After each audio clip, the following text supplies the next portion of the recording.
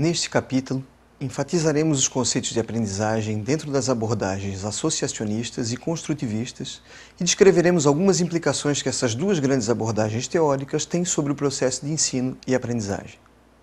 O que podemos chamar de aprendizagem? Como ela ocorre?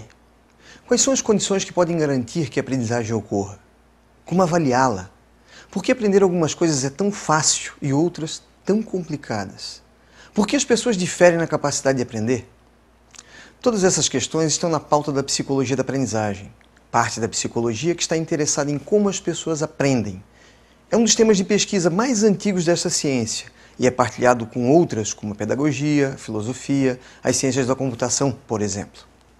É muito difícil definir exatamente o que chamamos de aprendizagem. Contudo, via de regra, dizemos que se trata da modificação da probabilidade de um comportamento. E quando falamos em comportamento, estamos nos referindo a toda e qualquer ação, atitude, cognição, por meio da experiência. Em um exemplo, quando preciso de um disque pizza e pego o número com um amigo, ligando em seguida para fazer meu pedido, acabei de aprender um novo comportamento, ligar para aquela pizzaria específica. Meu comportamento foi modificado diretamente pela experiência de tomar a informação, no caso, o número de telefone do disque pizza. Esta modificação não precisa ser necessariamente demonstrada de imediato. Poderei ligar mais tarde, pois estou esperando visitas. Poderei ligar qualquer dia desses. Só liguei para o meu amigo e pedi o telefone da pizzaria porque gostei da pizza. E quando resolver pedir, este estabelecimento será o de minha preferência. Está vendo? O fato de ter aprendido algo não implica que tenho de demonstrar imediatamente. As simulações de acidente ou de incêndio seguem essa regra. Treine para não esquecer e para saber o que deve ser feito quando ocorrer a ocasião. Existem várias teorias psicológicas para o fenômeno da aprendizagem. Algumas delas enfatizam a experiência direta e as relações estabelecidas entre as situações e suas consequências, o behaviorismo. Outras enfatizam, além da experiência, a construção de modelos mentais explicativos do mundo a partir da conjunção de elementos cognitivos ou perceptivos, a epistemologia genética de Piaget e a teoria do campo da Gestalt. Outras ainda enfatizam as questões da afetividade, ou dos afetos, as teorias psicodinâmicas, incluindo a teoria do desenvolvimento de Vallon, e ainda outras enfatizam as questões sociais, como o socioconstrutivismo de Vygotsky. Todas consideram a aprendizagem em si mesma uma capacidade inerente aos seres vivos, contudo, encontra-se em níveis e necessidades diferentes entre as espécies. De modo geral, podemos dizer que as teorias de aprendizagem atuais são baseadas em duas premissas básicas. 1. A aprendizagem se dá quando há associação entre acontecimentos e experiências, como no associacionismo. E 2. A aprendizagem ocorre como reorganização, reelaboração das informações dos esquemas cognitivos e das formas de pensar, como é o construtivismo. Cada uma dessas teorias tem implicações distintas no papel do aprendiz e do professor. Para as teorias associacionistas, a aprendizagem não deixa de ser uma reprodução do que já existe, e o papel do aprendiz é quase estático, uma vez que as mudanças ocorrem por força de variáveis externas, a situação, as consequências das ações do sujeito, não importando as variáveis internas, como a cognição, a mente.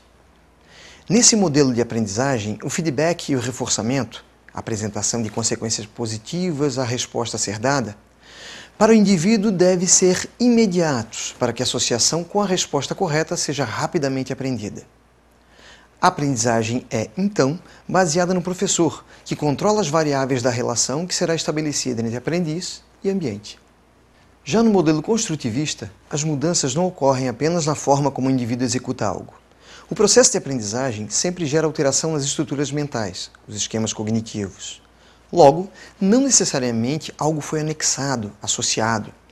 A nova aprendizagem reestrutura o conteúdo anterior. Há sempre uma reformulação da forma e do conteúdo do conhecimento, tornando a aprendizagem um processo dinâmico e produtivo. Nesta perspectiva, a preparação do ambiente, o contexto onde ocorre a aprendizagem, também é um fator importante, pois a exposição a variadas experiências permite ao aprendiz construir esquemas mentais cada vez mais abrangentes, que, por sua vez, permite a identificação e a classificação de novas informações de modo mais eficiente. Desta forma, a opinião do aprendiz sobre o que está estudando, alicerçada em suas próprias observações, e o modo como desenvolve explicações coerentes com suas opiniões devem ser encorajados para que o mesmo possa se auto-organizar. Apesar das distinções, ambas abordagens teóricas partilham de algumas ideias comuns, entre elas, que as experiências são fundamentais e as relações que o indivíduo estabelece com essas situações são a força motriz da aprendizagem. Que a observação destas relações é o ponto básico de partida para se compreender o processo de ensino e aprendizagem. Que os aprendizes respondem ou aprendem de modo distinto, em ritmos diferentes. Que os aprendizes têm de se tornar responsáveis pelo seu próprio processo de aprendizagem, ganhando autonomia e independência, caso contrário, não há produção de conhecimento.